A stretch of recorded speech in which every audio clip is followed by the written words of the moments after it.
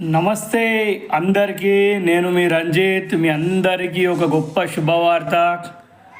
2014 నుండి 2024 దాకా భారతదేశంలో దాదాపుగా 89,441 ప్రభుత్వ పాఠశాలల్ని ప్రభుత్వాలు మూసేయించినాయి.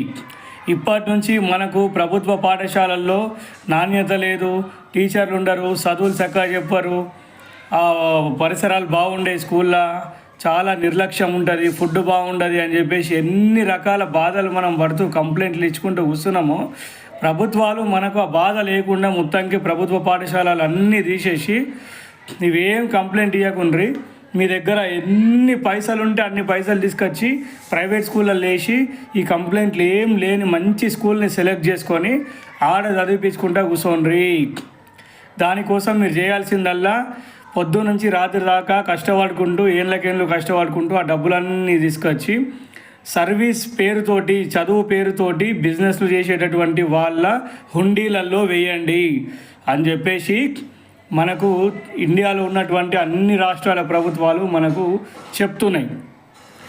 ఎందుకు అనంటే ఇవన్నీ నేను చెప్పే మాటలు కాదు, ఇదంతా కూడా సెంట్రల్ గవర్నమెంటు పార్లమెంటులో ఒక ఎంపీ అడిగిన ప్రశ్నకు ఇచ్చినటువంటి సమాధానాలు. ఏమని ఇచ్చిండ్రు, ఎన్ని స్కూళ్ళు ఈ 10 ఏళ్ళల్లో చేంజెస్ అయినాయి అని చెప్పేసి వాళ్ళు చెప్తే వాళ్ళు ఒక లెక్క చెప్పిండ్రు. ఏం చెప్పిండ్రు అంటే, the number of government schools declined by 8%. 8% స్కూళ్ళు డిక్లైన్ అయిపోయినాయి. అలాగే same time private schools 14.9% increase అయినాయి ఈ గత 10 ఏళ్లలో. 2014-15 నుంచి 2023-24 దాకా the government told Lok Sabha on Monday there has been decline of 89,441 ప్రభుత్వ పాఠశాలల్ని మూసివేయడం జరిగింది. అప్పటికే 11,07,101 ప్రభుత్వ స్కూల్ ఉన్నప్పుడు అది 2023కి వచ్చేసరికి దాదాపుగా 10,17,660 ప్రభుత్వ పాఠశాలకు వచ్చింది.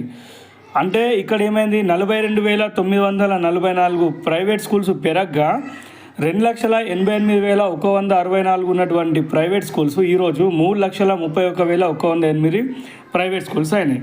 అంటే చూడండి ఇక్కడ ఏమవుతుంది అనేది మీరు ఇక్కడ గమనిస్తే ప్రైవేట్ స్కూళ్ళ సంఖ్య పెరుగుతుంది, ప్రైవేట్ స్కూళ్ళ పర్సంటేజ్ పెరుగుతుంది, ప్రభుత్వ స్కూళ్ళ పర్సంటేజ్ తగ్గుతుంది, ప్రభుత్వ పాఠశాలలు సంఖ్య తగ్గుతుంది. అంటే ప్రభుత్వ పాఠశాలలో చదివేది ఎవరు, దాదాపు చాలా బడుగు బలహీన బీద వర్గాలు చదువుతాయి. అట్లాంటి వాళ్ళు చదివేటటువంటి స్కూళ్ళని మీరు తీసేసి ప్రైవేట్ స్కూల్ కడితే అసలే వాళ్ళు వేసుకునే బట్టలు, వాళ్ళ ఇంటి యొక్క వాతావరణము, వాళ్ళ ఆర్థిక పరిస్థితులు వాళ్ళు ఎట్లా ఉంటాయి.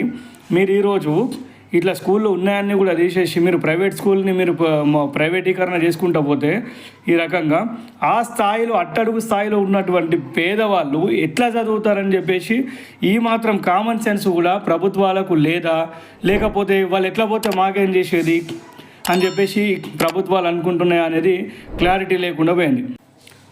అంతేకాకుండా ఒక్క విద్యార్థి లేని పాఠశాలలు తెలంగాణలోనే అత్యధికం. ఇది 2 రోజుల కింద ముచ్చాడు. జస్ట్ ఏమైపోయిందంటే టోటల్గా 5,149 స్కూల్స్లల్లో, అంటే ఇండియా మొత్తంలో ఉన్న గవర్నమెంట్ స్కూళ్ళల్లో 5,149 స్కూళ్ళల్లో ఒక్క విద్యార్థి కూడా జాయిన్ కాలేదు. అంటే 0 ఎన్రోల్మెంట్ తోటి స్టార్ట్ అయినాయి ఆ స్కూళ్ళన్నీ కూడా. ఇన్నిగానం స్కూళ్ళల్లో ఒక్క స్టూడెంట్ కూడా జాయిన్ కాలేదంటే మీ యొక్క నాణ్యత ప్రమాణాలు ఏ రకంగా ఉన్నాయి, ప్రభుత్వం యొక్క చూపు వాటిపైన ఎలా ఉంది, ఇన్స్పెక్షన్స్ లేవు, నాణ్యత లేదు, తిండి విషయంలో పట్టించుకునేటోళ్ళు లేరు, గవర్నమెంట్ స్కూల్ని అసలు అవసరమే లేదు వాళ్ళకు ప్రైవేట్ స్కూళ్ళ దగ్గర నుంచి ఏదైనా లాభం వస్తుందేమో అందుకని చెప్పేసి వాళ్ళు ప్రైవేట్ స్కూళ్ళకి వాళ్ళు ఇది చేసుకుంటూ వెళ్తున్నారు. ఇక్కడ గవర్నమెంట్ స్కూళ్ళల్లో పిల్లలకు పెట్టే ఖర్చు కూడా మిగులుతుందని చెప్పి వాళ్ళు చూస్తున్నారేమో.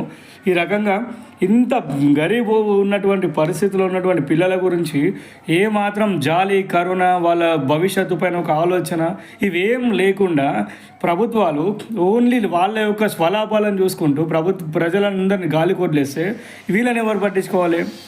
తెలంగాణ రాష్ట్రం అంటే ఇండియా దేశం అంటే ఓన్లీ రాజకీయ నాయకులది, మినిస్టర్లది, ప్రధానమంత్రులది, సీఎంలది వీళ్ళదేనా? లేకుంటే ఇక్కడ పుట్టిన ప్రతి పౌరుడికి ఇక్కడ స్వేచ్ఛగా బతికి ఎదిగే హక్కు ఇవన్నీ ఉన్నాయా లేవా? క్లారిటీగా అదైనా క్లారిటీ ప్రభుత్వాలు ఇవ్వాలని చెప్పేసి అడుగుతున్నాం మేము. సిగ్గు లేకపోతే సరే, నాకు అర్థం కాదు. దేశం మొత్తంలో 5,149 ప్రభుత్వ పాఠశాలలు ఒక్క విద్యార్థులు జాయిన్ కాకపోతే, అందులో తెలంగాణ రాష్ట్రంలోనే 2,081 ప్రభుత్వ పాఠశాలలలో జీరో ఎన్రోల్మెంట్ అయిందట. అంటే ఎందుకు ప్రభుత్వ పాఠశాలలు అంటే ప్రజలు ఇంతగా అసహ్యించుకుంటున్నారు? ఎందుకు వాటిని అంత నిర్లక్ష్యం చేస్తున్నారు, అంత దూరం పెడుతున్నారు? ఎందుకు అందరూ ప్రైవేట్ సైడే మొగ్గు చూపుతున్నారు? డబ్బులు ఎక్కువైనాయా? అరే మా ఇంట్లో మొత్తం బీరువాల పైసలు పడతలేవు, అన్ని కట్టలు అన్నీ కింద పడిపోతున్నాయి, ఆ పైసలు అన్నీ తీసుకుపోయి మనం ప్రైవేట్ వాళ్ళకి ఇద్దాం, వాళ్ళు డెవలప్ అవుతారని చెప్పేసి వాళ్ళు గవర్నమెంట్ స్కూళ్ళలో జీరో ఎన్రోల్మెంట్ చేస్తురా?